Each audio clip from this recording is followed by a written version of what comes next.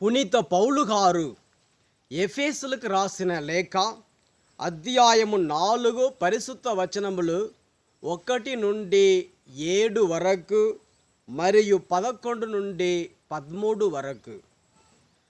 ప్రభు సేవకుడనగుటచే బందీనైన నేను మిమ్ము ఇట్లు అర్థించుచున్నాను. మిమ్ము పిలిచిన నాడు దేవుడు మీకు ఏర్పరచిన అంతస్తునకు తగిన విధముగా జీవింపుడు. మీరు ఎల్లప్పుడూ సాధువులుగాను సాత్వికులుగాను సహనశీలురుగాను ఉండవలెను.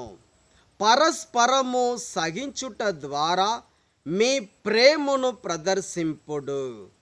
మిమ్ము ఒకటిగా బంధించు శాంతి ద్వారా ఆత్మ ఒసగు ఐక్యమును నిలుపుకొనుటకు సాధ్యమైనంతగా ప్రయత్నింపుడు. శరీరము ఒకటే, ఆత్మయు ఒకటే. మిమ్ము దేవుడు పిలిచినది ఒక నిరీక్షణకే గదా. ఒకే ప్రభువు, ఒకే విశ్వాసము, ఒకే జ్ఞానస్నానము, ఒకే దేవుడు, మానవులందరకు ఒకే తండ్రి. ఆయన అందరికి పైగా, అందరి ద్వారా, అందరి యందు ఉండువాడు. క్రీస్తు ఒసగిన కృపకు సమాన పరిమాణములో మనలో ప్రతి వ్యక్తియు ఒక్కొక్క విశేష వరమును పొందెను. మానవులకు వరములు ఇచ్చినది ఆయనయే. ఆయన కొందరిని అపోస్తలులుగాను, కొందరిని ప్రవక్తలుగాను, కొందరిని సువార్తికులుగాను, కొందరిని కాపరులుగాను, బోధకులుగాను నియమించెను. క్రీస్తు శరీరము అను సంఘాభివృద్ధికై పాటుపడుటకు పవిత్రులెల్లరూ సిద్ధము చేయుటకు ఆయన ఇట్లొనర్చెను. కనుక మనము అందరము విశ్వాసము విషయములోను, దేవుని కుమారుని కూర్చిన జ్ఞానము విషయములోను ఏకత్వము పొంది సంపూర్ణ పురుషులము కాగలము. అనగా క్రీస్తు సంపూర్ణతకు సమానమైన సంపూర్ణతను పొందగలము. ఇది ప్రభువు వాక్కు. సర్వేశ్వరునికి వందనములు. మత్తయి సువార్త అధ్యాయము 9 పరిశుద్ధ వచనములు 9 నుండి 13 వరకు. తరువాత యేసు అట్ట నుండి వెళ్ళుచు సుంకపు మెట్టుకడ కూర్చున్న మత్తయి అనువానితో నన్ను అనుసరింపుము అనెను. అతడు అట్లే లేచి ఆయనను అనుసరించెను. ఆ ఇంటిలో యేసు భోజనమునకు కూర్చుండినప్పుడు సుంకరులను పాపులను అనేకులు వచ్చి ఆయనతోనూ ఆయన శిష్యులతోనూ పంక్తి యందు కూర్చుండిరి. అది చూచిన పరిసయ్యులు, మీ బోధకుడు ఇట్లు సుంకరులతో పాపులతో కలిసి భుజించుచున్నాడేమి అని ఆయన శిష్యులను ప్రశ్నించిరి. ఆ మాటలను ఆలకించిన యేసు, వ్యాధిగ్రస్తులకే గాని ఆరోగ్యవంతులకు వైద్యుడు అక్కరలేదు కదా. నాకు కారుణ్యము కావలయును గాని బలి అవసరము లేదు అను లేఖనమునందలి అర్థమును మీరు గ్రహింపుడు. నేను పాపులను పిలువవచ్చి తిని కానీ నీతిమంతులను పిలుచుటకు రాలేదు అని పరిసయ్యులకు ప్రత్యుత్తరం ఇచ్చాను. ఇది క్రీస్తు సువిశేషము. క్రీస్తువా మీకు స్తుతి కలుగును గాక.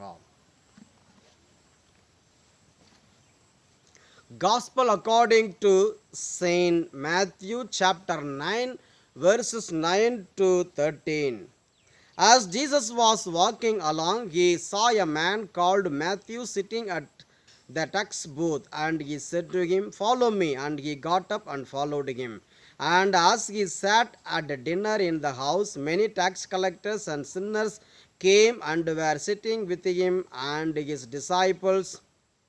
When the Pharisees saw this, they said to his disciples, "Why does your teacher eat with tax collectors and sinners?" But when he heard this, he said, "Those who are well have no need of a physician, but those who are sick. Go and learn what this means. I desire mercy, not sacrifice, for I have come to call not the righteous, but sinners." The Gospel of the Lord. Praise the Lord of Jesus Christ. క్రీస్తునాథుని యందు ప్రియ సహోదరి సహోదరులారా, ఈరోజు సువిశేష పట్టణంలో మనం చదివాము. యేసు ప్రభువు మత్తేయు అనేటువంటి సుంకరిని పిలవటం జరుగుతుంది. మత్తేయు సుంకపు మెట్టుకడ కూర్చొని ఉన్నాడు. యేసు ప్రభు అతన్ని చూసిన వెంటనే, మత్తేయు నన్ను వెంబడింపుమని చెప్పారు. చెప్పిన వెంటనే మత్తేయు లేచి యేసు ప్రభుని అనుసరించారు, వెంబడించారు. ఈరోజు యేసు ప్రభు, అదే యేసు ప్రభు నిన్ను నన్ను పిలుస్తున్నారు. నీ పేరు పెట్టి, నా పేరు పెట్టి నన్ను వెంబడించుము, ఫాలో మీ అని అంటున్నారు. మనం కూడా మత్తేయులాగా అన్నిటినీ విడిచిపెట్టి యేసు ప్రభుని వెంబడించటానికి సిద్ధంగా ఉండాలి.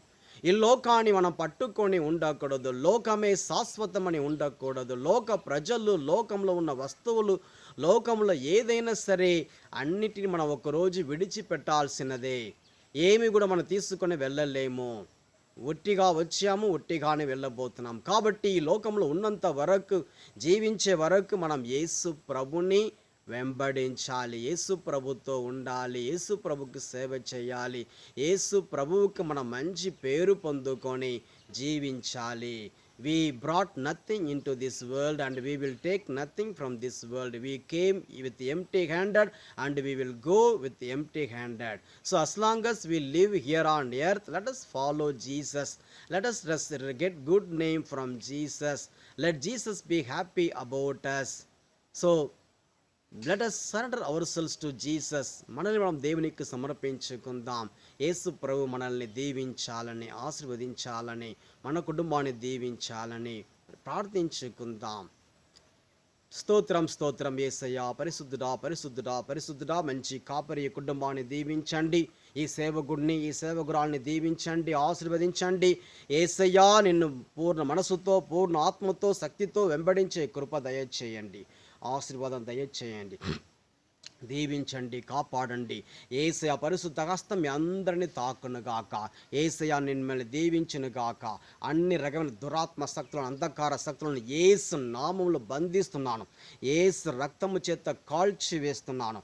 ప్రతి ఒక్కరికి యేసు నామములో విడుదల జరుగునుగాక, విడుదల కలుగునుగాక. యేసు పరిశుద్ధ నామములో వ్యాధులు మారునుగాక. అంధకార క్రియలు యేసు నామములో శపింపబడునుగాక.